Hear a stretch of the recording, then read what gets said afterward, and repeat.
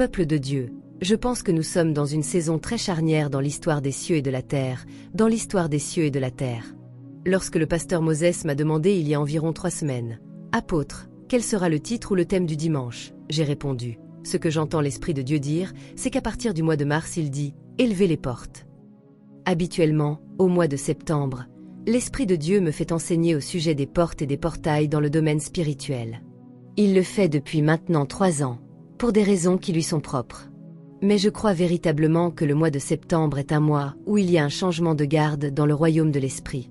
Cependant, ce que l'Esprit de Dieu a commencé à me dire, c'est que l'année 2026 est une année de multiplication divine et que les mathématiques de l'Esprit ont changé en 2026. Et lorsque nous sommes entrés en 2026, il y a eu une opération de 3 qui a commencé à se produire. Ainsi, en 2026, les 3 premiers mois ressembleront à 9 mois. Il a dit que ce qui se produit habituellement en septembre se produira en mars. Je vous donne une parole prophétique, une direction prophétique. Et ce matin je libère une impulsion apostolique, parce que je crois fermement dans mon cœur que Dieu a rassemblé dans cette maison une assemblée de bâtisseurs. Et il est impossible de bâtir efficacement, de quelque manière que ce soit, sans comprendre en quel temps nous sommes et sans comprendre la stratégie par laquelle le ciel veut établir son peuple. Ce matin, pendant la prière, j'enseignais et je leur ai dit, la Bible dit de ne pas être ignorant des ruses de l'ennemi.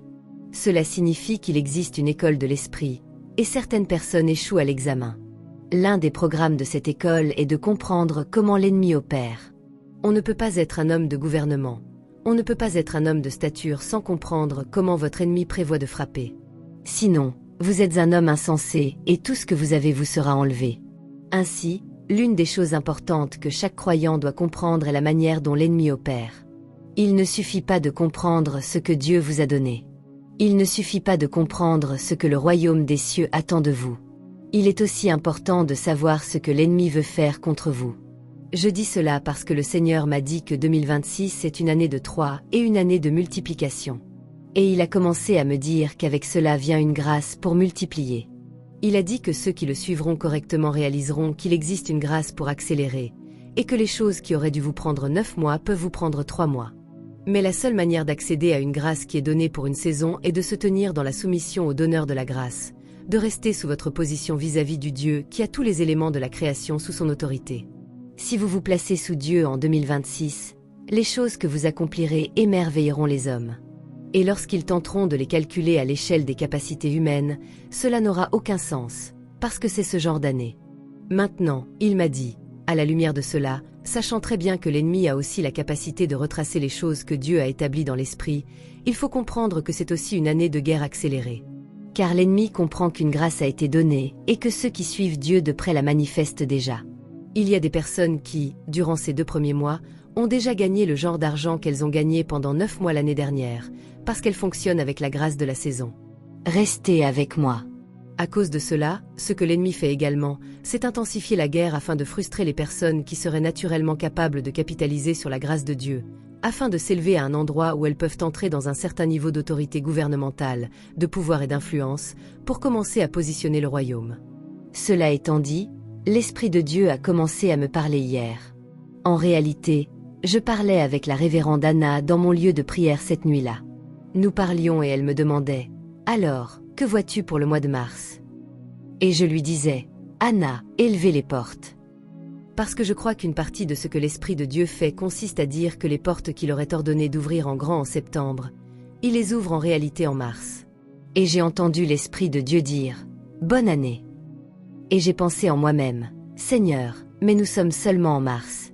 Nous venons littéralement de passer la nouvelle année. » Il a dit « Non, c'est moi qui fais passer. » Et je crois que cette année, il y aura 3 passages. Le premier passage se produit maintenant, au mois de mars. Il y a un baptême et une immersion. Les mêmes eaux qui feront passer certaines personnes de l'autre côté seront les mêmes eaux qui noieront certaines personnes en mars. Ainsi, pendant que vous entendrez parler d'un passage pour certains en mars, vous entendrez aussi parler d'une noyade pour beaucoup en mars. Et j'ai commencé à lui dire que, pour cette raison, parce que c'est un mois de porte, parce que c'est un mois de portail, car le mot pour « porte » est le mot « chat ». Un mot hébreu et le mot « porte » apparaît 180 fois dans les Écritures. Ainsi, ce n'est pas l'un de ces mots insignifiants. Il apparaît en réalité 180 fois, parce que la Bible parle constamment d'ouverture, de passage et de chemin, indiquant qu'il est impossible d'entrer dans les choses dans lesquelles le Seigneur veut que vous entriez si les portes de votre vie sont fermées. Il a parlé de chat de manière constante, de différentes façons. Il a parlé de chat en ce qui concerne le cœur des hommes. Il a parlé de chat en ce qui concerne les territoires. Il a parlé de chat en ce qui concerne les jours et les saisons. Il a parlé de chat en ce qui concerne les territoires et les régions. Ainsi, chat n'était pas utilisé seulement pour des portes physiques. Il était aussi utilisé pour les temps, les saisons et l'appréhension régionale. Donc, puisque Dieu dit que mars est le mois de chat, le mois des ouvertures, le mois des portes, vous commencez alors à réaliser que Satan se positionnera également en mars. Car Jésus a dit, « Je bâtirai mon église et les portes de l'enfer ne prévaudront point contre elle. » Cela vous montre que les portes sont liées à la guerre, parce que Satan vient aux portes, et nos propres portes sont élevées aux portes. Les portes parlent de leadership. Les portes parlent d'autorité. Les portes parlent de pouvoir. Les portes parlent de gouvernement. Ainsi, j'ai commencé à lui dire que c'est la raison pour laquelle nous avons commencé à entendre parler de guerre lorsque nous sommes entrés dans le mois de mars. J'ai dit que chat et les portes sont liées au gouvernement et aux dirigeants. J'ai donc dit que les gouvernements se lèveront au mois de mars. Les gouvernements contesteront au mois de mars. Les gouvernements mettront tout leur poids derrière des politiques et des lois au mois de mars. Alors, soyez vigilants durant ce mois de mars. Préparez-vous à entendre que le gouvernement nigérian a changé ceci, a changé cela. Si vous savez que vos livres ne sont pas en ordre et si vous savez que certaines choses ne sont pas en place, mettez-les en ordre en entrant dans le mois de mars. Car en mars, des lois et des politiques seront utilisées pour manipuler les destinées des hommes. Beaucoup de richesses seront transférées hors des mains de certaines personnes, et beaucoup seront transférées dans les mains d'autres personnes. Je parlais la semaine dernière avec quelqu'un d'un rêve que j'ai fait. Je lui ai dit qu'une certaine violation arrive pour des acteurs clés du secteur du pétrole et du gaz. Et j'ai commencé à voir dans ce rêve comment il libérait des hommes forts du puits de l'enfer pour commencer à violer des personnes qui avaient légalement et légitimement travaillé pour acquérir leurs richesses. J'ai vu la principauté du royaume marin qui siège au-dessus du secteur du pétrole et du gaz. Et j'ai vu cette principauté dire « Je ne les laisserai pas partir tant qu'ils ne se seront pas inclinés devant moi et tant que je ne les aurai pas violés. » Et j'ai dit « C'est la saison pour élever votre niveau de concentration comme jamais auparavant. » Car ce n'est pas une saison où vous combattez contre des hommes. C'est une saison où vous combattez contre des principautés. Les principautés qui règnent sur les systèmes, les industries, la richesse et les portes économiques comprennent que s'ils permettent au Fils de Dieu de faire une percée en mars, ils frustreront l'agenda du royaume pour le reste de l'année. Ainsi, Satan positionne ses hommes. Satan positionne son armée. Satan positionne ceux qui se sont inclinés devant son autel afin que, par tous les moyens possibles, l'année 2026 ne produise pas ce que Dieu veut qu'elle produise.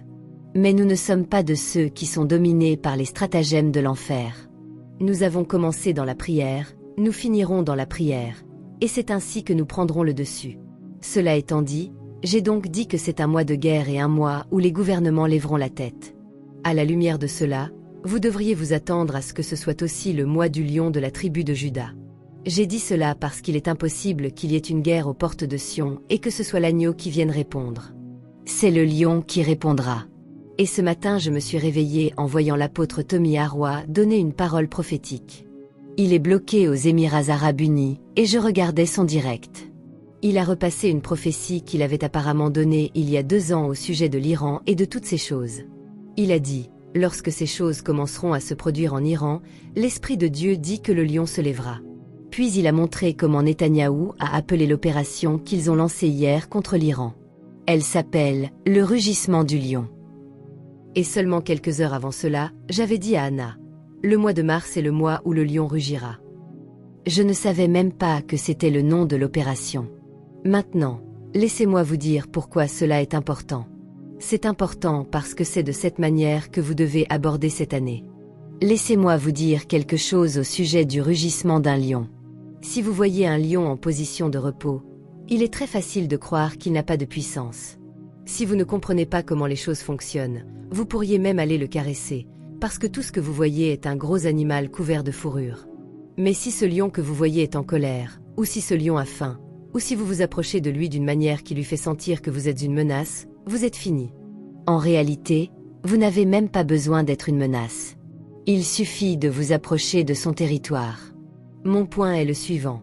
Il est très facile de se regarder soi-même et de supposer que l'on n'a pas de puissance. Il est très facile de regarder les situations du monde et de supposer qu'il n'y a vraiment rien que vous puissiez faire, et d'espérer que, quelque part au milieu de tout cela, notre gouvernement fera bien les choses afin que les situations du monde ne nous atteignent pas. Mais quel genre de syndrome d'autruche spirituel est-ce là? C'est impossible dans le monde où nous nous trouvons aujourd'hui. Tout ce qui se produit dans une région doit nécessairement produire un effet d'onde. Nous devons donc nous ressaisir et commencer à nous poser des questions en tant que fils du Très-Haut. Si Dieu brise l'arc des lames, comment cela nous concerne-t-il, nous l'Église de Dieu qui sommes assis au Nigeria et en Afrique? Comment cela nous concerne-t-il, nous qui portons sur nos têtes une prophétie disant que l'Afrique se lèvera dans les derniers jours et que nous deviendrons le déclencheur même par lequel la destinée apostolique et les fils du Dieu Très-Haut s'élèveront hors de ce continent? Comment cela vous concerne-t-il que l'Esprit de Dieu ait décidé d'abattre la main d'un homme fort? Il est temps pour nous de nous lever. Il est temps pour nous de nous lever. Cela étant dit, vous commencez à comprendre que nous sommes. Je sais qu'il est très facile de vouloir être à l'aise. Il y a déjà suffisamment de problèmes dans ce monde. Il y a des problèmes conjugaux, il y a des problèmes financiers, nous avons des problèmes économiques, nous avons des problèmes spirituels, et toutes sortes de choses personnelles cherchent à vous enfermer dans un espace de survie personnelle. Mais je prie au nom de Jésus que vous ne soyez pas comme Ésaü, qui, pour sa fin personnelle, a vendu un royaume et une puissance territoriale. Je prie qu'au milieu de la faiblesse qui veut envahir votre âme, votre esprit, votre pensée et votre corps, d'une manière ou d'une autre la boussole de l'esprit entre dans votre esprit, afin que vous puissiez naviguer dans les affaires des cieux et de la terre et vous localiser exactement au milieu de l'agenda de Dieu. Au nom de Jésus, je vous libère de toute forme de sorcellerie satanique, de tout sort démoniaque, de toute emprise satanique contre votre pensée et contre votre visibilité dans le domaine de l'esprit.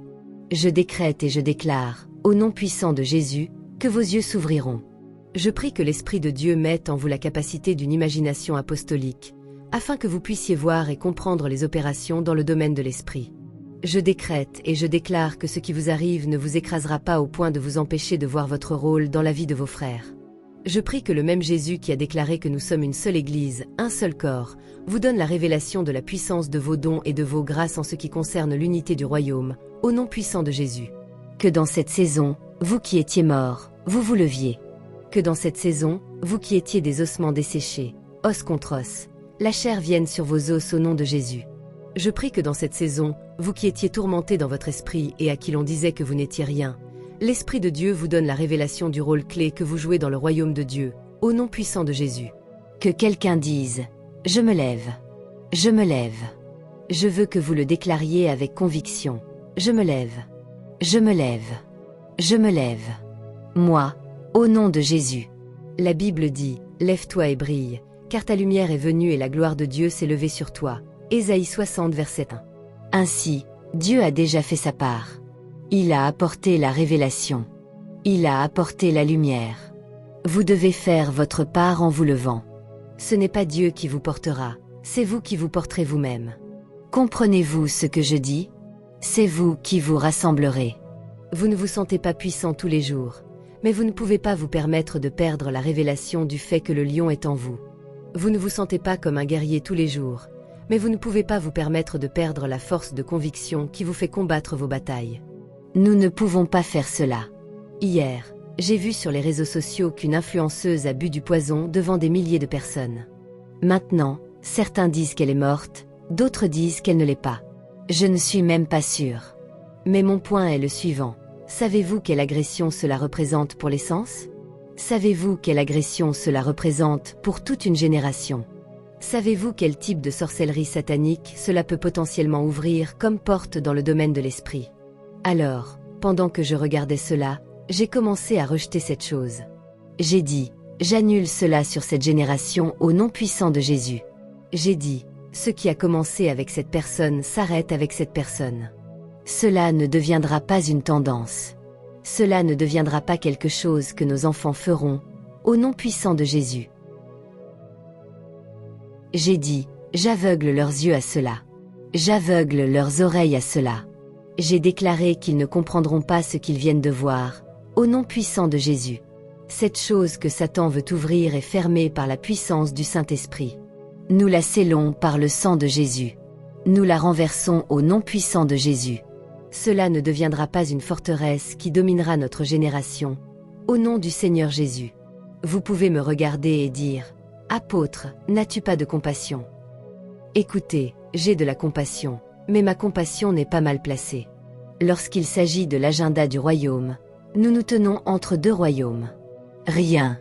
La Bible dit qu'il n'existe aucune voix qui parle sans signification. Tout ce qui est proclamé a un but attaché à cela. Pensez-vous qu'il n'y ait aucun agenda derrière le fait qu'une personne suivie par 1,7 million de personnes se tue devant tout le monde? Pensez-vous que Satan laisserait une telle ressource se perdre? Que fait-il? Il libère un esprit de suicide sur la jeunesse nigériane. Mais nous le rejetons au nom de Jésus. Nous le controns par le sang de Jésus. Nous le renversons au nom de Jésus. Je déclare qu'il n'a aucune forteresse, aucune puissance, au nom puissant de Jésus. Le suicide ne sera pas le résultat dans la vie de nos enfants. Lorsque des personnes seront faibles dans cette nation, elles se lèveront et combattront. Elles ne se lèveront pas pour se tuer au nom puissant de Jésus. Il faut une voix pour établir un ordre. Il faut une autre voix pour le renverser et légiférer un nouvel ordre. Nous légiférons un nouvel ordre au nom de Jésus. Les gens verront cela et ils ne s'en réjouiront pas. Leur esprit en sera bouleversé, au nom puissant de Jésus.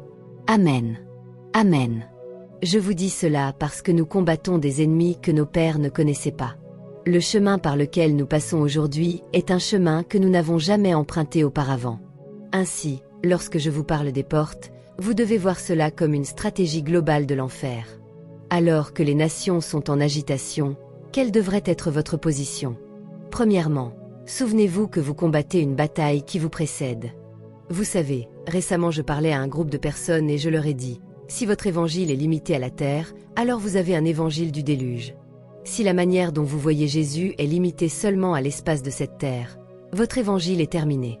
Il ne peut pas fonctionner pour vous. Le maximum que vous aurez sera le salut. Vous irez au ciel et ce sera tout. Mais rien d'autre. J'ai dit que le véritable évangile de Jésus se trace depuis avant la terre. Il se trace jusqu'à la terre.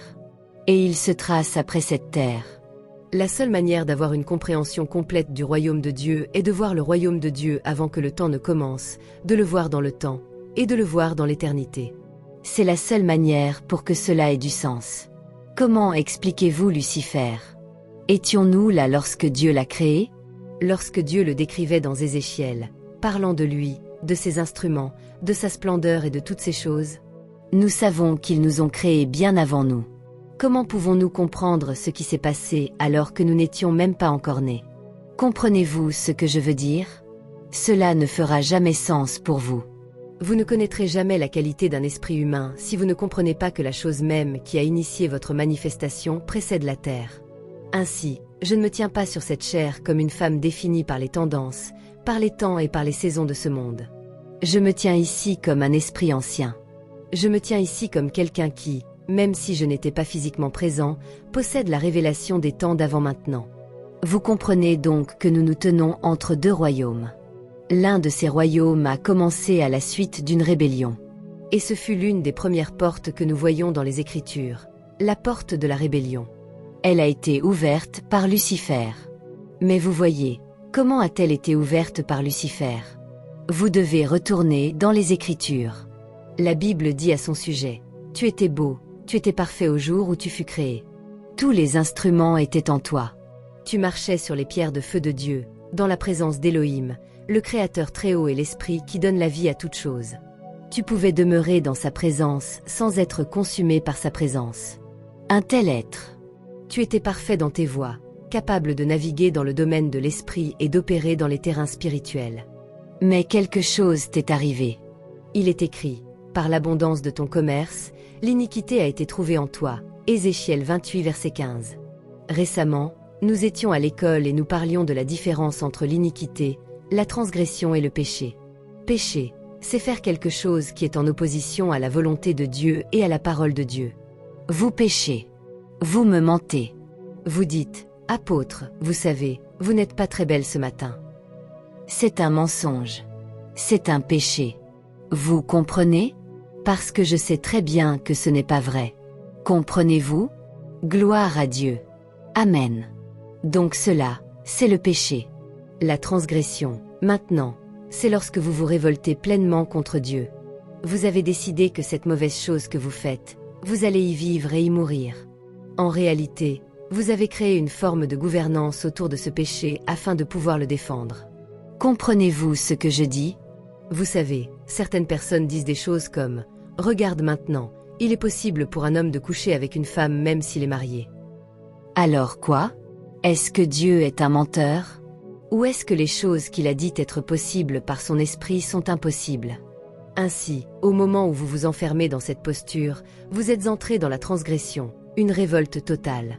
Puis, lorsque la transgression s'installe à l'intérieur de vous, parce qu'elle devient une gouvernance pour votre vie, vous devez comprendre que la manière dont fonctionne le domaine de l'esprit et que toute loi avec laquelle vous êtes d'accord devient la loi par laquelle vous vivez. Elle devient la culture de votre existence. Elle ne change pas seulement l'opération autour de votre esprit, elle vous change aussi au niveau cellulaire. Les scientifiques l'ont prouvé. Ainsi, même vos gènes et votre génétique commencent à se transformer dans la direction de la forteresse dans laquelle vous vous trouvez à chaque moment. C'est la raison pour laquelle les gens peuvent donner naissance à des enfants qui portent la nature dans laquelle ils se trouvaient au moment où l'enfant a été conçu. Job a commencé à parler et il a dit « Dans le ventre de ma mère, j'ai été formé dans l'iniquité » Job 31 verset 18. Ainsi, au moment de sa formation et de son façonnement, quelque chose a été implanté en lui et est devenu sa disposition naturelle. Voilà ce qu'est l'iniquité. L'iniquité, c'est lorsque la gouvernance de votre vie s'est infiltrée dans votre être au point que vos cellules portent maintenant le message et le code de votre révolte contre Dieu. Ainsi, lorsque vous engendrez des générations, ces générations manifestent le péché sans qu'on leur dise de pécher. C'est ce qui est arrivé à des personnes comme Caïn. Qui lui a appris à tuer? Personne n'avait tué quelqu'un avant Caïn. Comment a-t-il su qu'il pouvait frapper une personne et retirer de lui la vie d'Élohim? C'était la rébellion qui avait commencé dans le jardin et qui s'est manifestée dans la vie de Caïn. Voilà ce qu'est l'iniquité. Vous l'embrassez au point qu'elle devient transférable. Elle devient enseignable.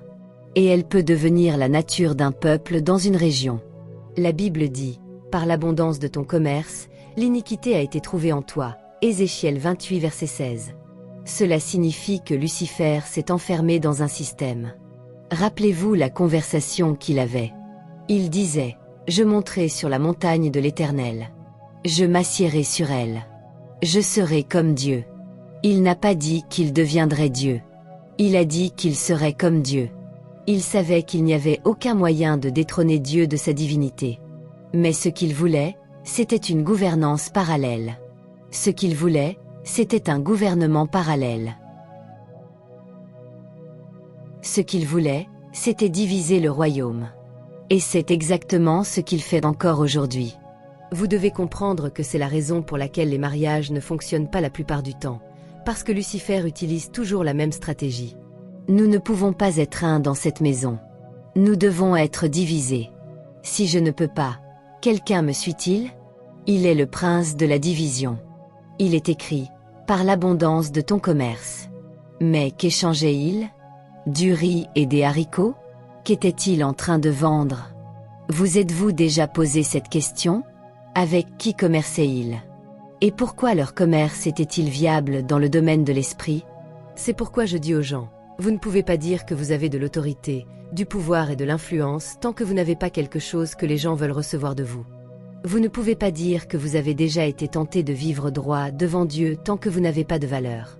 Vous voyez, c'est lorsque vous devenez une personne de valeur que vous découvrez si vous êtes réellement une personne de consécration et de contentement, parce que vous aurez des propositions. Vous aurez des offres. Oh oui, vous aurez des offres. Quelqu'un peut dire, moi, je sais que je ne suis jamais tenté.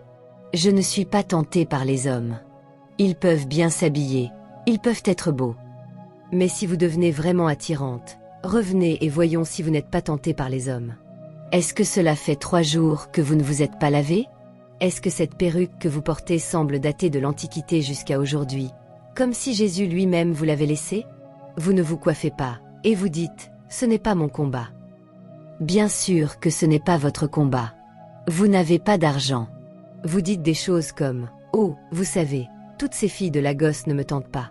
Mais vous n'en avez jamais rencontré une. Allez d'abord vérifier votre voiture et voyez si des filles de Lagos s'y intéressent. Je suis sérieux. La Bible dit, par l'abondance de ton commerce. Vous aviez de la valeur.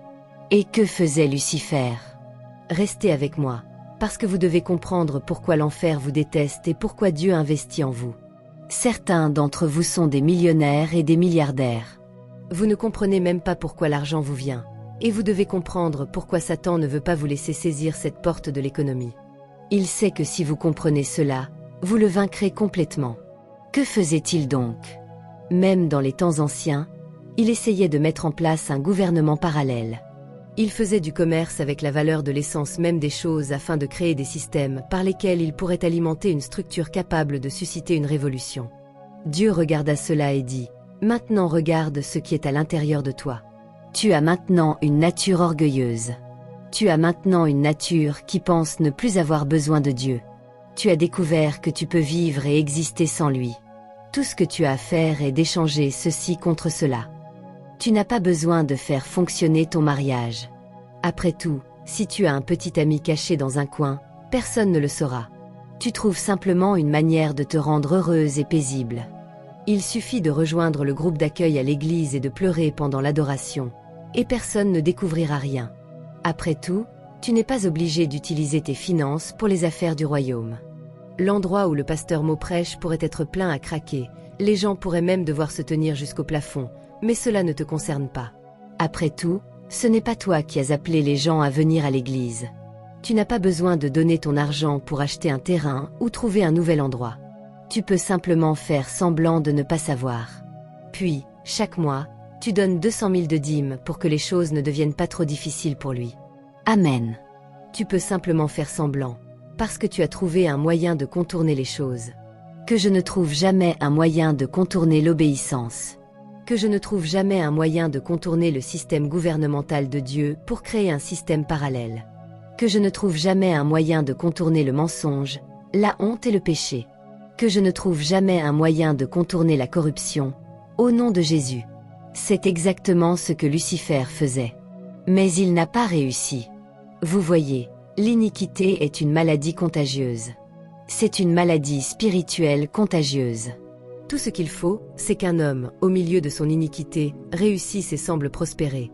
Et d'autres personnes peuvent adopter cette culture parce qu'elles voient que cela fonctionne pour lui. C'est ainsi que fonctionne la tromperie.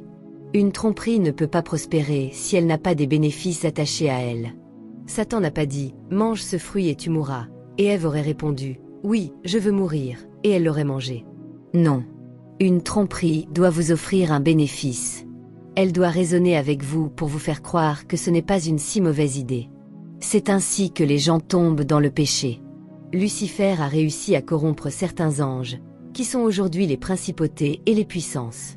Ce ne sont pas les démons, s'il vous plaît. Car les anges déchus ont un rang plus élevé que les démons eux-mêmes. Il existe différentes écoles et différentes théologies concernant l'origine des démons. Certains disent qu'ils sont les esprits désincarnés de la race des Néphilim qui a existé sur la terre. Souvenez-vous que le Seigneur avait dit à Ève que la semence de la femme écraserait la tête du serpent et que celui-ci blesserait son talon. Genèse 3 verset 15. Dès que le serpent entendit cette prophétie, il comprit qu'il devait attaquer la semence de la femme. Or, une prophétie ne se manifeste pas d'elle-même si les conditions nécessaires ne sont pas réunies. Il doit y avoir un alignement des conditions pour que la prophétie se réalise. L'ennemi comprit donc que s'il pouvait corrompre la semence, la prophétie ne pourrait jamais s'accomplir. Que fit-il alors? Certains anges quittèrent leur domaine. Lorsqu'il est dit qu'ils quittèrent leur premier état, le livre de Job en parle. Cela ne signifiait pas seulement qu'ils quittaient un espace dans le monde spirituel, mais qu'ils abandonnaient leur position dans l'opération de leur puissance et de leur nature angélique. C'est la raison pour laquelle Jésus dit « Dans la maison de mon Père, il y a plusieurs demeures » Jean 14 verset 2. Dans le monde spirituel, vous êtes une demeure, un territoire. Vous n'êtes pas seulement un être humain. Vous avez une sphère d'opération. Ainsi, ces anges ont quitté leur sphère normale d'opération et sont venus dans la sphère de l'humanité pour féconder le sein des femmes humaines, afin d'introduire la corruption de la rébellion au niveau cellulaire dans l'humanité. C'était tout le but des Néphilim. que l'humanité soit disqualifiée et incapable de manifester la prophétie qui devait écraser la tête du serpent, briser ses portes et renverser son gouvernement. Le serpent n'est pas simplement un serpent. Le serpent est un système spirituel par lequel l'ennemi trompe, corrompt et renverse l'agenda de Dieu dans une race donnée. On l'appelle le système de l'esprit du serpent. La prophétie dit que c'est le talon de la semence de la femme qui écrasera sa tête. Que faisait donc l'ennemi? Il corrompait la semence. Car si le serpent pouvait se trouver à l'intérieur de la semence ne pourrait pas écraser le serpent. Si vous portez la nature du serpent en vous, vous n'avez pas l'autorité pour renverser le serpent. C'est exactement ce qu'il faisait. Ainsi, lorsque ces anges sont venus sur la terre et se sont unis aux filles des hommes, ils ont multiplié une race d'êtres humains qui portaient l'iniquité à l'intérieur d'eux. Et c'est la raison pour laquelle Noé était un homme si particulier. La Bible dit, Noé était juste dans sa génération. Genèse 6 verset 9. Cela ne parlait pas seulement du fait qu'il priait Dieu. Cela signifiait aussi qu'il possédait à l'intérieur de lui une disposition génétique non corrompue. À ce moment-là, il était le seul qui ne portait pas en lui la race des Néphilim. Son héritage génétique était pur et non corrompu. C'est la raison pour laquelle il est entré dans l'arche et a été sauvé comme un reste afin de reproduire l'humanité. Mais ce que nous savons au sujet de cet esprit de rébellion qui agit à travers le système du serpent, qui agit à travers la stratégie de se mêler à l'humanité, c'est qu'il continue de le faire encore et encore. Car ce que nous voyons ensuite, ce sont des personnes comme Goliath. Et nous savons que Goliath avait des frères. Dans les Écritures, nous voyons constamment apparaître ceux qui étaient appelés des hommes puissants, mais qui portaient la disposition des géants et des esprits néphilim sur la terre. Et ils cherchaient constamment à établir des systèmes de gouvernement contraires au système de Dieu. Je dis cela parce que, comme je l'ai dit, vous devez comprendre le plein évangile et comprendre qui vous êtes. Ainsi, lorsque Dieu commence à vous appeler à la justice, lorsque Dieu commence à vous appeler à vous éloigner du péché, lorsque Dieu commence à vous appeler à vous détourner de l'iniquité et à briser les choses qui vous ont suivi et qui ne viennent pas de Dieu, vous devez comprendre pourquoi. Satan nous observe. Dieu est venu sur la terre et a vu que les ténèbres couvraient la face de l'abîme. Genèse 1 verset 2. Et je dis aux gens, toutes ces discussions où certains disent qu'il n'existe pas vraiment de royaume marin, alors qu'y avait-il dans l'abîme? Lucifer était tombé sur la terre, et la seule chose que nous voyons au verset 2 est l'eau couvrant la terre sur laquelle il était tombé. Alors où était-il? C'est la raison pour laquelle l'océan reste encore largement inexploré. Une immense partie de l'océan n'a jamais été explorée. Nous quittons l'eau pour aller dans l'espace. Personnellement, je crois que les gouvernements du monde savent très bien ce qu'ils ont trouvé dans les profondeurs des eaux, et qu'ils préfèrent simplement laisser certaines choses tranquilles.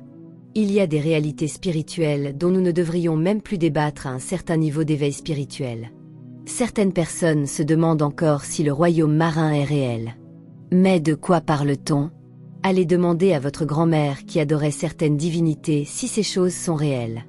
Allez demander à votre grand-père qui, pendant la guerre civile au Nigeria, racontait comment certaines personnes pouvaient survivre sous l'eau pendant de longues périodes. Demandez-leur s'il existe des royaumes sous la terre. Certaines personnes se demandent encore s'il existe différents niveaux de l'enfer. Pourtant, la Bible parle de différentes réalités. Il y a l'enfer, il y a le séjour des morts, il y a la Géhenne, il y a le Tartare. Il y a des anges qui sont retenus près du grand fleuve Euphrate. Et que dire de Léviathan qui est lié sous les eaux? Job 41 verset 1. Ce n'est pas parce que vous ne voyez pas quelque chose que cela n'existe pas.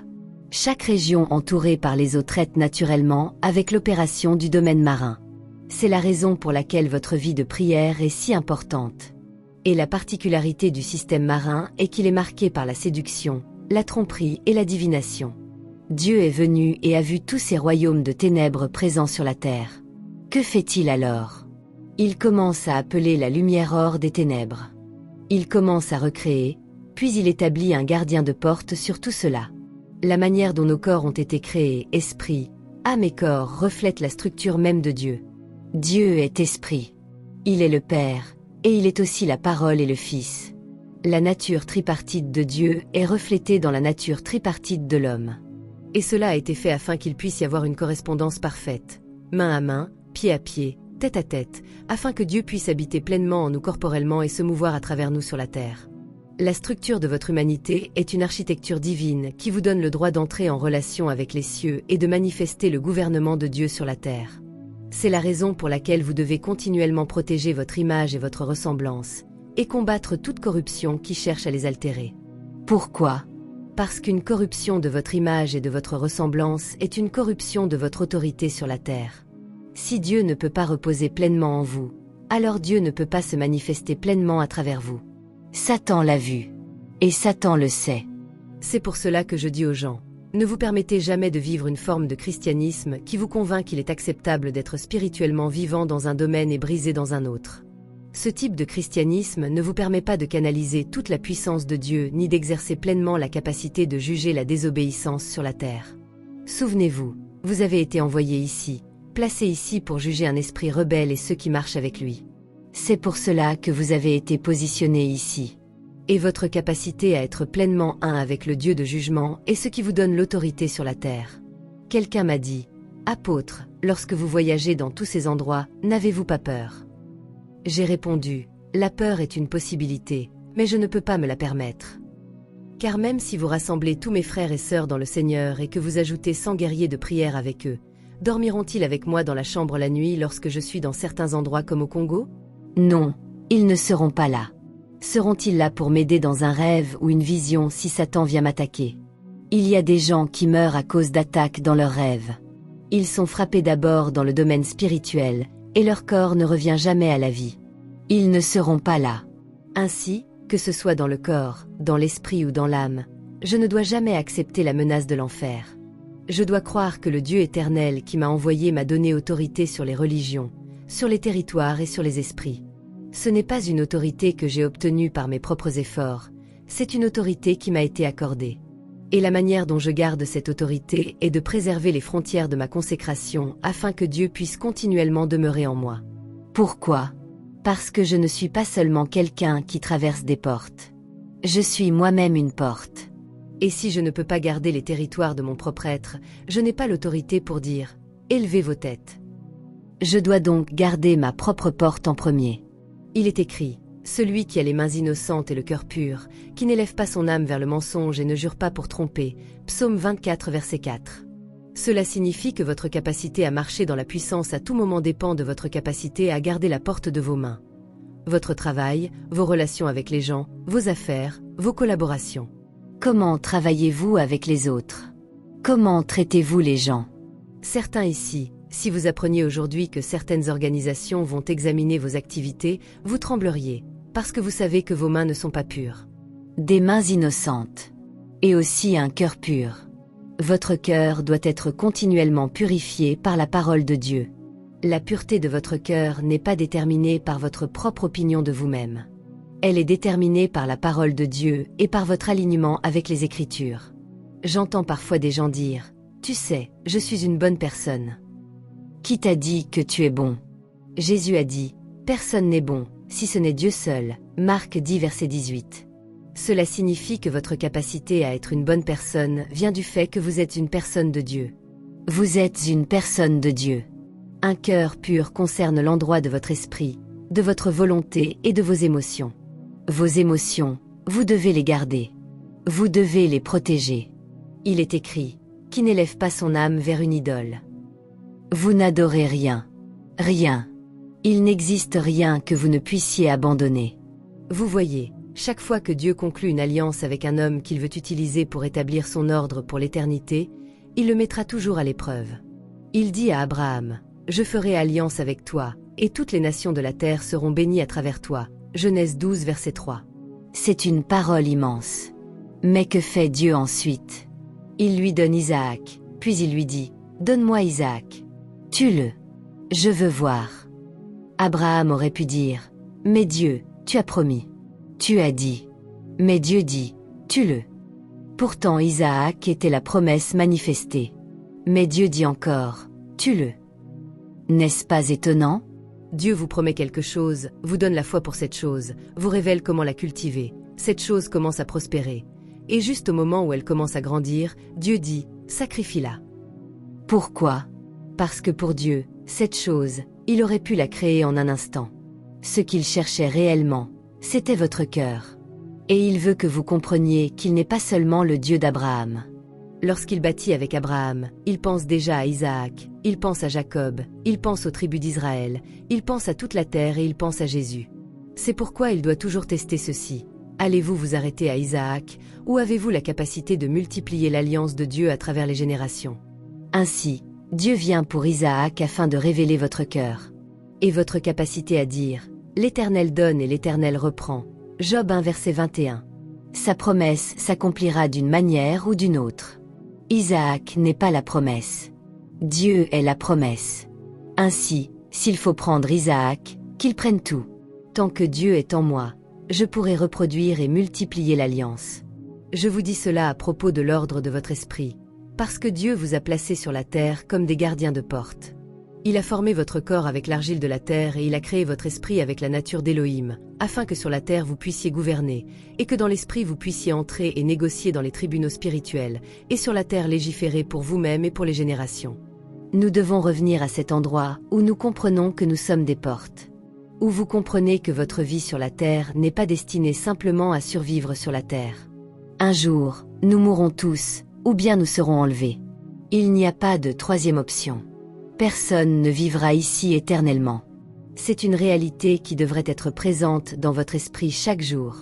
C'est pourquoi David a dit « Enseigne-moi à compter mes jours afin que j'applique mon cœur à la sagesse » Psaume 90 verset 12. Apprends-moi à compter mes jours. Vous poursuivez des choses qui n'ont aucune valeur pour l'éternité. Vous dépensez toute votre énergie à vous asseoir à des tables qui ne vous répondront jamais parce que vous n'avez pas de puissance. La nuit dernière, j'ai fait un rêve. Je vous ai même vu dans ce rêve. Dans ce rêve, j'étais assis dans un lieu d'influence où des rois et des dirigeants se trouvaient à l'intérieur du bâtiment. Dans ce rêve, il y avait beaucoup de personnes. Elles ressemblaient à des courtisans, se pavanant pour obtenir de la faveur, allant et venant, parlant avec ces personnes d'autorité. Je t'ai vu dehors, à l'extérieur du bâtiment. Tu étais assis avec quelques personnes, simplement en train de prier, de chanter des hymnes, d'adorer et de prier. Tu n'étais pas à l'intérieur. Dans le rêve, j'ai souri, comme pour dire « Oui, je vois ». Et je t'ai dit « Moi, je vais entrer à l'intérieur ». Et tu as répondu « Moi, je suis ici. C'est ce que je suis venu faire, prier et garder les portes. » J'ai dit « D'accord, monsieur. » Je suis donc entré dans le bâtiment. Et dès que j'y suis entré, la personne d'autorité a dit « Apôtre, vous êtes ici ? Non, non, non, s'il vous plaît, vous devez quitter cet endroit. Ne vous mêlez pas à toute cette foule. Sortons plutôt discuter dehors. » Nous sommes sortis du bâtiment et nous nous sommes retrouvés dans la cour extérieure, là où tu étais. Pendant que nous parlions, d'autres personnes arrivaient. J'ai vu des personnes qui venaient comme des prophètes, mais je savais qu'ils étaient des sorciers. C'étaient des enchanteurs. Dès qu'ils arrivaient, ils voyaient cette personne d'influence et commençaient à dire « Grand homme, grand homme. » Oui, oui, en fait, laisse-moi te dire ce que Dieu dit. Pendant que je venais, j'ai vu un arbre, et j'ai entendu Dieu dire. Et je regardais et je me disais « Mais celui-ci est un sorcier. » Pourtant, la personne d'autorité disait « Donnez-lui de l'argent. » On lui donnait de l'argent et il disait « Dis-moi encore, dis-moi encore. » Puis un autre venait, puis encore un autre. Après environ 4 personnes, j'ai regardé cette personne d'autorité et j'ai dit « S'il vous plaît, si c'est cela que vous recherchez, je ne peux pas vous le donner. Je pars. » Mais avant de partir, j'ai ajouté « Sachez simplement ceci, celui-là est un sorcier. » Celui à qui vous avez donné de l'argent est une sorcière. Cet autre est un esprit marin. Pendant que vous leur donnez de l'argent en pensant recevoir une direction prophétique, vous êtes en réalité en train de vous lier et de vous endetter envers les dieux qui gouvernent leurs autels. Puis je suis parti et je me suis réveillé. J'ai alors compris que ce que l'Esprit de Dieu révélait, et au début je n'avais même pas relié cela à ce message, c'était que la manière dont vous garderez votre porte d'influence sera par votre sacerdoce. Vous la garderez par l'adoration. Vous la garderez par la prière. Vous la garderez par les ordonnances de la vérité. C'est la seule manière d'être en sécurité. Et surtout, ne quittez pas les cours de Dieu pour aller consulter les cours des sorciers et des devins à la recherche de puissance ou de réponses que Dieu a choisi de sceller. Si Dieu ferme un livre, aucune sorcière ne peut vous dire ce qu'il contient. Si Dieu scelle une affaire, même si vous rassemblez 100 prophètes, ils ne pourront pas la voir. Des rois comme Pharaon l'ont compris. Nebuchadnezzar l'a compris. Il a demandé, qui peut me dire mon rêve et me donner son interprétation? Daniel 2, verset 5. Les gens sont venus et ont parlé. Mais comment Pharaon aurait-il su que ce n'était pas le bon rêve s'il ne s'en souvenait même pas? Cela montre que vous devez être discernant. Car au moment où vous commencez à semer vos ressources sur des autels sataniques, vous vous liez à leur divinité. La Bible dit que vous devenez comme le Dieu que vous adorez. Psaume 115, verset 8. Ainsi, toute divinité à laquelle vous vous abandonnez en adoration commence à transformer votre nature. Vous n'étiez pas un homme violent, mais vous devenez violent.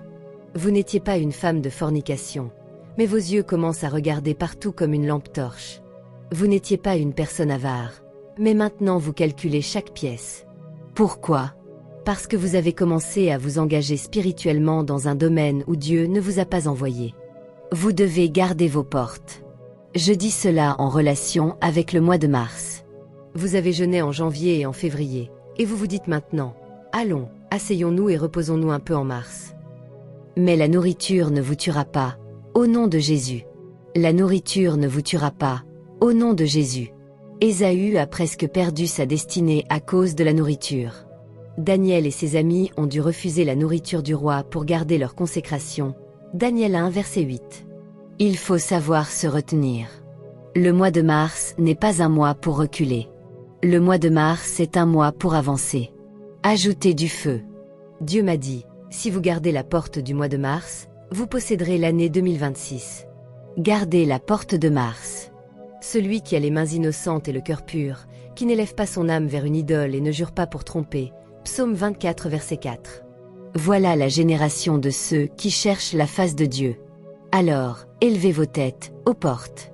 Élevez-vous, portes éternelles, afin que le roi de gloire fasse son entrée. Qui est ce roi de gloire? C'est l'Éternel, fort et puissant. L'Éternel, puissant dans les combats. Il est le roi de gloire. Psaume 24, versets 7 à 8. Voilà la dimension de Dieu que vous devez manifester au mois de mars. Le Seigneur fort et puissant, le Seigneur puissant dans les combats. C'est cette dimension de Dieu qui vous permettra de renverser les sorcelleries du mois de mars. Vous ne pouvez pas reculer. Vous ne pouvez pas vous rendre. Vous ne pouvez pas battre en retraite. Pourquoi? Parce que vous êtes un gardien de porte. Vous avez été placé sur la terre pour établir le royaume de Dieu. Vous avez été appelé à combattre des esprits anciens et des puissances territoriales anciennes. La sagesse de Dieu qui est en vous dépasse l'éducation des livres des hommes. La révélation que vous portez est plus puissante que Harvard et Yale réunis. Votre capacité à vous diriger vers la richesse et l'influence est plus grande que la stratégie que n'importe quelle entreprise pourrait vous donner. Comment avez-vous pu limiter la sagesse du trône de l'Éternel et la réduire aux stratégies d'hommes brisés qui ne peuvent même pas sauver leur propre maison? Vous devez relever la tête encore une fois. Vous devez relever votre esprit encore une fois. Vous devez vous redonner entièrement à Dieu. Regardez le mois de mars. Les nations sont déjà en agitation. Les rois sont déjà en conflit. Les gouvernements se dressent déjà les uns contre les autres. Regardez, des principautés sont renversées, des dirigeants sont disgraciés. Déjà, dès le premier jour de mars, les choses ont commencé. Et je vous dis que d'ici la fin de ce mois de mars, les nations du monde auront changé. Les gouvernements des royaumes auront changé. Mais eux changeront, et vous ne changerez pas. Au contraire, vous avancerez. Pourquoi? Parce que vous aurez su garder vos portes. Au mois de mars, vous entrerez dans la prière comme jamais auparavant. Au mois de mars, vous entrerez dans le jeûne comme jamais auparavant. Au mois de mars, vous invoquerez Dieu comme jamais auparavant. Je déclare que vous élèverez les portes dans votre esprit. Vous élèverez les portes dans votre âme. Vous élèverez les portes dans votre pensée. Vous élèverez les portes dans votre lignée, parce que vous savez que vous êtes appelés à être ceux qui établissent Dieu. Nous allons prier, oui, vous allez prier. Mais avant de prier, vous devez comprendre ceci. La terre ne peut jamais fonctionner sans sa connexion avec le ciel. Jacob l'a compris. Élie l'a compris. Nous le voyons constamment dans la Bible. Pour être efficace dans la guerre spirituelle sur la terre, vous devez comprendre les ressources du monde spirituel. Le soutien des anges, les verdicts célestes, les autorités des conseils qui siègent dans le domaine spirituel. Vous devez comprendre les puissances qui existent et celles qui ont déjà été renversées, mais qui continuent à se présenter comme si elles avaient encore de l'autorité. Pour être fructueux sur la terre, vous devez comprendre les prières de guerre spirituelle. Je vous dis cela parce que quelque chose est sur le point d'éclater pendant ce mois. Quelque chose est sur le point d'éclater dans cette maison. Et le fleuve de Dieu est sur le point de séparer le blé de la paille. Vous devez vous assurer de ne pas faire partie de ceux qui seront emportés par le vent ou consumés par le feu pendant ce mois, car Dieu vous a donné l'autorité et la capacité. Ce que Satan essaiera de faire, et nous allons prier à ce sujet, c'est toujours tenter de changer les temps et les lois. C'est la vérité. Il est écrit dans Daniel 7, verset 25. Il prononcera des paroles contre le Très-Haut, il opprimera les saints du Très-Haut et il espérera changer les temps et la loi. Les saints seront livrés entre ses mains pendant un temps, des temps et la moitié d'un temps. Le texte parle de l'Antichrist, mais aussi de l'esprit de l'Antichrist. Une partie de ce que l'ennemi essaiera de faire ce mois-ci sera d'utiliser des systèmes légaux pour changer les saisons et les temps. Cela tentera même de se manifester dans les mariages. Cela tentera même de se manifester dans la vie de nos enfants. On commencera à dire « une nouvelle maladie circule ». Et soudainement, chaque enfant sera considéré comme prédisposé à tel ou tel problème. Changement des temps et des lois. Alors que Dieu vous avait dit « cet enfant, je l'ai suscité pour être prophète », vous commencerez à entendre des choses sur Internet disant que telle ou telle chose détruit les enfants. Voici les choses dont vous devez vous méfier au mois de mars. Premièrement, l'esprit de retard. Car Dieu a dit que mars est le mois où les portes sont élevées afin que ceux qui portent la nature du roi de gloire puissent entrer. Ceux qui ont gardé leurs frontières et ceux qui savent combattre depuis une position de consécration. Mais l'esprit de retard tentera de vous attaquer. Il étouffe l'élan. Il introduit des cycles sans fin dans lesquels vous n'atteignez jamais la maturité. Nous allons prier contre cela. Deuxièmement, l'esprit de mort prématurée. C'est un autre esprit que Satan libère pendant le mois de mars. C'est l'esprit hérodien, l'esprit d'Hérode et d'Hérodiade qui ont dit « Donne-moi la tête de Jean-Baptiste » Matthieu 14, verset 8. Pourquoi? Parce que Jean-Baptiste était un homme de feu, et son feu était si puissant qu'il atteignait le niveau du gouvernement. L'esprit d'Hérode sera libéré pour tenter de couper les leaders, de couper leur tête et d'interrompre leur saison d'impact. Il y a certaines personnes qui ont un grand impact aujourd'hui, mais en avril, en mai, en juin ou en juillet, vous entendrez les gens dire « Nous n'entendons plus parler de cette personne ». C'est comme une bougie qui s'éteint. C'est ce que j'ai vu dans le monde spirituel. Tout ce qui vous donnait de la puissance semble soudainement s'éteindre. Les gens diront « Que s'est-il passé avec cette personne ?» Nous avons entendu dire que cette entreprise était numéro 1. Que s'est-il passé? Si vous ne gardez pas la porte du mois de mars, vous chercherez certaines personnes d'ici juillet. Ainsi, l'esprit de mort prématurée, l'esprit hérodien. C'est pourquoi, lorsque nous prierons, nous poserons nos mains sur nos têtes et nous prierons pour que notre tête ne soit pas coupée. Un autre esprit est l'esprit d'accomplissement contrefait, l'esprit ismaélite. C'est cet esprit qui vous pousse à concevoir une vision et à donner naissance à quelque chose qui n'est pas la promesse de Dieu. Vous regarderez cette chose et vous essaierez de vous convaincre que tout va bien. Mais quelque part dans votre esprit, vous saurez que ce n'est pas la promesse de Dieu. Vous ne mettrez pas votre main dans un endroit qui conduira à votre mort, au nom de Jésus. Le quatrième esprit que Satan libère pendant ce mois de mars est l'esprit d'oppression et de captivité. C'est l'esprit babylonien. Il cherchera à déplacer les nations hors de leur temps d'alliance en les exilant de leur héritage divin. C'est pour cela que nous avons entrepris un jeûne de 40 jours pour le Nigeria. J'ai un groupe d'1 million de femmes. Nous jeûnons pendant 40 jours pour le Nigeria et nous prierons le 4 avril pour cette nation. Pourquoi? Parce que cet esprit d'oppression babylonienne est libéré sur notre nation. Mais il peut être brisé. Le cinquième esprit est l'esprit d'iniquité et de rébellion, l'esprit de l'Antichrist. Il cherchera à accélérer la rébellion à l'intérieur de vous et à vous pousser à agir prématurément contre Dieu. Il vous poussera à vous opposer à Dieu, mais vous trouverez des arguments pour vous justifier. Vous direz, après tout, regardez ce qu'on m'a fait. J'ai le droit de faire cela. Cet esprit se nourrit du mécontentement dans votre âme.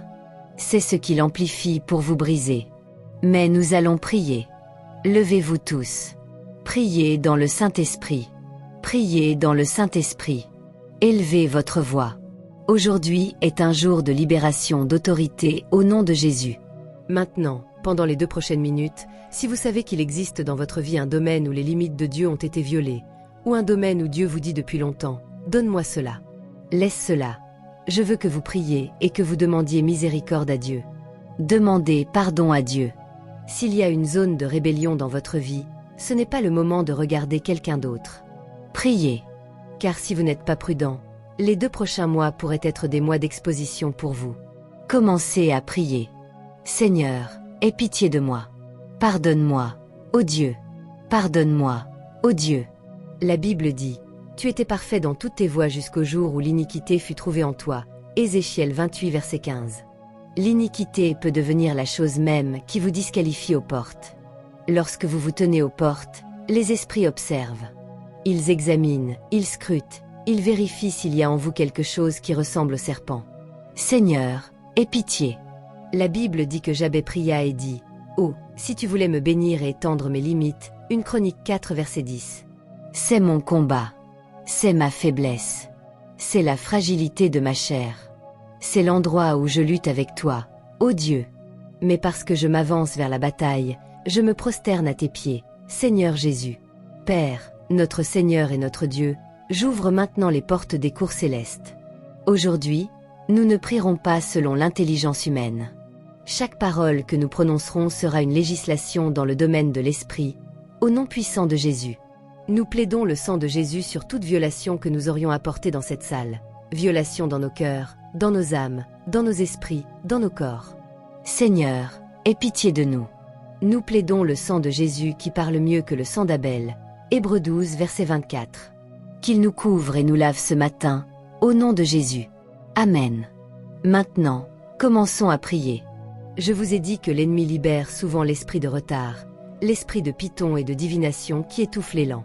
Il vous enferme dans des cycles sans fin où vous n'atteignez jamais la maturité. Ce matin, commencez à prier.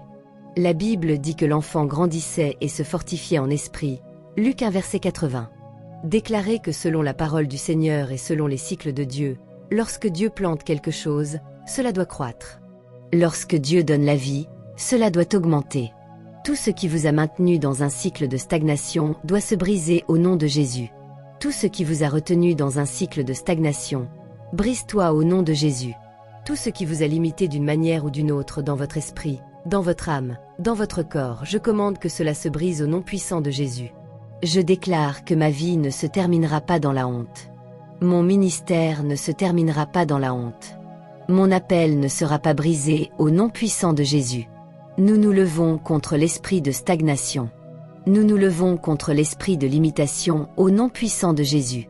Si vous êtes ici et que, durant le dernier mois, les 2 derniers mois ou les 3 derniers mois, vous avez ressenti une forme de stagnation, comme si tout était devenu sec, comme si les choses qui étaient autrefois faciles étaient devenues difficiles, comme si votre voix était fatiguée, comme si vous ne saviez plus comment avancer, levez la main.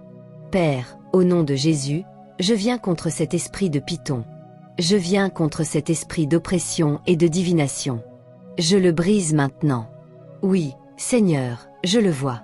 Je vois du feu venir sur des chaînes. Je vois les mains de personnes qui étaient liées par des chaînes, mais je vois le feu tomber sur ces chaînes maintenant, au nom de Jésus. Je libère le feu sur toute oppression, sur toute stagnation, sur toute divination qui voulait vous limiter, limiter votre don, voler votre voix et voler votre onction. Je viens contre cela au nom de Jésus. Je brise toute chaîne d'oppression. Je brise tout joug qui a été placé sur vous pour réduire l'ampleur de votre appel. Je décrète et je déclare qu'il y ait une libération de guerre depuis les portes du ciel contre les portes de l'enfer qui s'opposent à votre manifestation, au nom puissant de Jésus. Je viens contre l'esprit de retard. Je viens contre l'esprit de stagnation. Je viens contre le voleur des dons et des voix. Je déclare que votre voix ne sera pas perdue. Votre voix ne sera pas noyée, au nom de Jésus. Je dis, élève ta tête, porte sainte. Vous, portes anciennes qui traversent les lignées des hommes, qui traversent les territoires, qui traversent les esprits marins, élevez vos têtes. Ouvrez vos portes. Brisez vos chaînes. Vos murailles sont brisées au nom de Jésus. Nous sommes sa sainte montagne. Levez vos mains. Il est écrit, élevez vos têtes, aux portes, Psaume 24 verset 7. Levez vos mains. car il y a une raison pour laquelle il est dit « Élevez vos têtes aux portes ». Les portes ont des têtes. Ce sont des entités vivantes. Il y a des êtres dans le domaine spirituel qui se tiennent à chaque porte. La porte du mariage, la porte de l'amitié, la porte de la richesse, la porte du gouvernement. Nous parlons aux portes. Nous parlons aux ouvertures. Nous parlons aux lieux. Et nous parlons à ceux qui se tiennent à ces portes. Nous disons, écoutez la parole du Seigneur. Nous marchons comme une maison et comme un peuple dans ce mois de mars. Nous marchons par le sang de Jésus. Nous déclarons que cette maison s'élève par la puissance du Saint-Esprit. Nous ouvrons les portes sur cette maison et sur les personnes qui y demeurent. Nous disons à ceux qui se tiennent aux portes, retirez-vous, car nous venons au nom du Roi de gloire. Nous sommes marqués par l'image de Jésus. Ainsi, que vos têtes soient élevées et que vos forteresses soient brisées au nom de Jésus. Et je prie maintenant. Qu'il s'agisse d'une attaque venant de l'extérieur ou d'une attaque venant de l'intérieur, car je vois une attaque venant de l'intérieur. C'est comme un cancer qui ronge de l'intérieur. Ce n'est pas seulement une attaque contre le corps de quelqu'un, c'est aussi une attaque contre les systèmes et les œuvres que vous construisez. Je vois des modèles sataniques tirés du passé lointain. Ils essaient d'établir des lois sataniques en disant « Personne dans cette famille n'a jamais franchi ce seuil ». Certains ancêtres ont dit « Nous ne serons pas des hommes de richesse, nous voulons seulement la puissance spirituelle ». Mais j'entends l'Esprit de Dieu dire « Je suis le Dieu qui donne la richesse dans le domaine physique et la puissance dans le domaine spirituel. » Père, je décrète et je déclare que toute voix provenant du passé qui tente de se lever pour contredire l'alliance du sang de Jésus soit renversée au nom de Jésus. Toutes cellules cancéreuses et toutes cellules de rébellion dans nos systèmes, dans ce que nous construisons et dans nos propres pensées doivent se soumettre au nom de Jésus. Merci, Saint-Esprit. Maintenant, je veux que vous posiez votre main sur votre tête. Nous allons prier contre la mort prématurée qui agit à travers l'esprit hérodien. Le Seigneur m'a dit que Satan cherche à demander la tête des saints. Je parlais avec l'apôtre Tommy, et il a confirmé la même parole. J'ai entendu le Seigneur dire qu'Hérodiade a demandé la tête de Jean-Baptiste, Matthieu 14 verset 8. Il y a parmi vous des personnes dont certains proches sont allés se présenter devant des rois. Et les rois ont dit, « Demande-moi ce que tu veux. » Et ils ont répondu, « Je veux la tête de cette personne. Je veux la tête de cet homme. » Mais aujourd'hui vous allez déclarer, « Ma tête n'est pas à négocier. Ma tête n'est pas à vendre. » Vous devez comprendre que votre tête représente votre autorité. Elle représente votre onction. Elle représente votre grâce. Chaque être humain porte une essence. La Bible dit à propos de Lucifer que, dès le jour où il fut créé, tous ses instruments furent placés en lui. Dès le moment de votre formation, chaque grâce, chaque don et chaque essence nécessaire pour devenir ce que Dieu vous a appelé à être ont été déposés en vous. C'est pourquoi, lorsque certaines personnes aux intentions mauvaises s'approchent de vous, elles cherchent à voler ce qui devrait être à vous. Vous entendez parfois parler d'échange de destinée. Ne l'avez-vous pas vu dans Ézéchiel 13 ? Il est écrit que certains prennent la vie de ceux qui devraient vivre et l'échangent contre la vie de ceux qui devraient mourir. Ézéchiel 13, verset 19. Ne savez-vous pas que des échanges peuvent se produire dans le monde spirituel ? Ils viennent pour la saison de réveil de Jean-Baptiste afin de le retrancher et d'établir un gouvernement contrefait. Pourquoi pensez-vous que certaines personnes au pouvoir sacrifient des bébés ? Pourquoi pensez-vous qu'elles demandent des vierges ? C'est un échange spirituel. Je vous dis, priez pour vous-même. Déclarez, ma tête n'est pas à négocier. Ma vie, ma destinée et mon essence ne seront pas volées. Il y a des personnes qui viennent pour les saisons des autres. Elles vous voient prospérer et monter, et elles disent « Je veux simplement être ton ami. Je veux apprendre. » Mais c'est un mensonge. Lorsque vous êtes vulnérable, elles viennent et volent. Tout ce dont elles avaient besoin, c'était d'un accès à votre système, à votre territoire, à votre espace. Mais aujourd'hui, par la puissance du Saint-Esprit, je viens contre tout esprit hérodien. Je viens contre ceux qui négocient votre vie et votre destinée dans le domaine spirituel. J'annule leur accord. Je déclare que la seule chose qu'ils verront lorsqu'ils viendront contre vous sera le sang de Jésus. Maintenant, au nom de Jésus, je veux que vous déclariez. Père, je te remercie. Je te remercie parce que tu gardes ma tête. Maintenant même, toute négociation qui est faite contre moi dans le domaine spirituel, je l'annule par le sang de Jésus. Seigneur, aie pitié de moi. Partout où ma tête est demandée, Père, réponds par le feu. Toute personne qui s'est positionnée pour voler ma grâce et mon onction, Père, réponds par le feu. Priez. Réponds par le feu. Il y a une raison pour laquelle Élie a fait descendre le feu du ciel. Il y a une raison pour laquelle, dans le livre des Actes, lorsque le Saint-Esprit est descendu, il est venu sous forme de langue de feu. Acte 2 verset 3. Le feu consume et n'est pas consumé. Réponds par le feu. Car il est écrit que les serviteurs de Dieu sont des flammes de feu. Hébreux 1 verset 7. C'est ce que vous êtes comme ministre de Dieu. Au nom de Jésus, je prie pour vous. Ne vous êtes-vous jamais demandé pourquoi Delilah a tenté Samson au moins 3 fois? Elle lui disait, « Dis-moi d'où vient ta force » Juge 16 verset 6. Il lui répondait, et elle faisait exactement ce qu'il avait dit, mais sa force demeurait. Il lui dit, « Si tu attaches mes cheveux au métier à tisser, je ne pourrai pas me libérer. » Elle le fit. Il se leva et se libéra. Pourtant, il ne la quitta pas. Puis il dit encore, « Si tu fais cela, je perdrai ma force. » Elle fit exactement ce qu'il avait dit, et pourtant il resta. Elle lui avait déjà montré que, s'il révélait son secret, elle l'utiliserait pour le tuer. Mais il resta fidèle à la personne même qui avait été envoyée pour détruire sa destinée. Priez.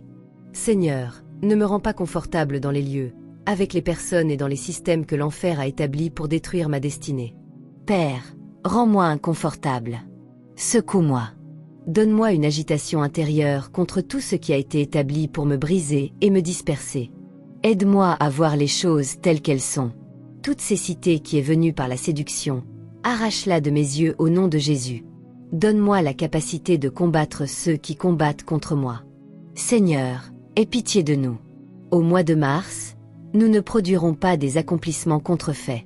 Père, nous ne produirons pas des Ismaël qui tourmenteront nos enfants et nos entreprises pendant des générations.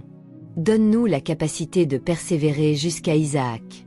Je prie pour toute personne ici qui est fatiguée comme Abraham. Dieu a promis, mais la promesse ne semble pas se réaliser. Vous savez au fond de vous que cette chose est liée à l'alliance, mais elle ne s'accomplit pas encore, et vous êtes fatigués. Père, fortifie leurs mains. Aide mon frère, aide ma sœur. Donne-leur une infusion nouvelle de grâce maintenant. Saint-Esprit, viens sur eux.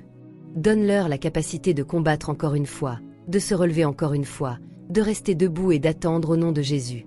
Nous venons aussi contre tout esprit d'oppression et de captivité.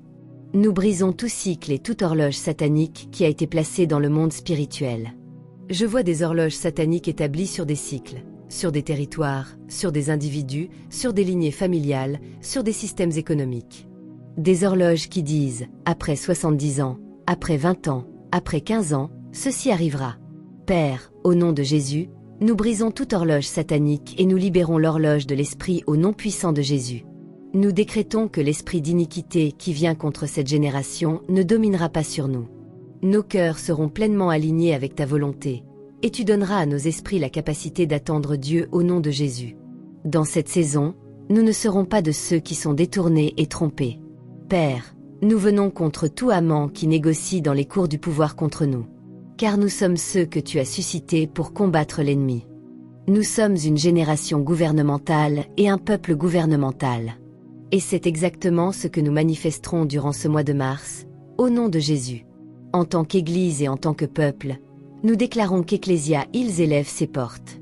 Et tout gardien de porte absolomique qui porte l'image de la filiation mais qui, en réalité, se positionne pour une prise de pouvoir satanique, nous venons contre lui au nom de Jésus. Père, nous venons contre tout esprit d'Absalom dans nos vies et dans cette maison, au nom de Jésus. Père, nous venons contre tout esprit d'Aman qui cherche à provoquer l'anéantissement des fils de Dieu. Nous décrétons que leurs manipulations et leur sorcellerie ne fonctionneront pas au nom de Jésus. Nous venons contre tout esprit de Laban qui cherche à nous opprimer, à nous maintenir dans la servitude, à nous donner juste assez pour survivre mais jamais assez pour voler. Père, nous venons contre tout esprit d'Aman durant ce mois de mars et nous déclarons que nous nous élèverons et que nous nous tiendrons au nom de Jésus. Père, au nom puissant de Jésus, nous libérons la dimension de Mardoché et la dimension de Médie sur nos vies. Nous décrétons et déclarons que, comme Ecclésia, nous trouvons notre position par un conseil solide. Nous trouvons notre position grâce à des gardiens de porte qui se lèveront pour nous dans les lieux d'autorité. Des personnes qui n'auront pas peur de nous dire la vérité, des personnes qui n'auront pas peur de risquer leur réputation pour la cause de notre avancement, au nom puissant de Jésus. Merci, Père éternel et tout-puissant, parce que les portes que nous avons élevées, les portes que nous avons ouvertes et les positions que nous avons prises dans nos vies personnelles, dans nos familles, dans cette Église, dans cette nation, dans notre génération et dans nos sphères d'influence demeureront ouvertes par le sang de Jésus. Merci, précieux Saint-Esprit. Nous te rendons toute la gloire maintenant et pour toujours. Amen.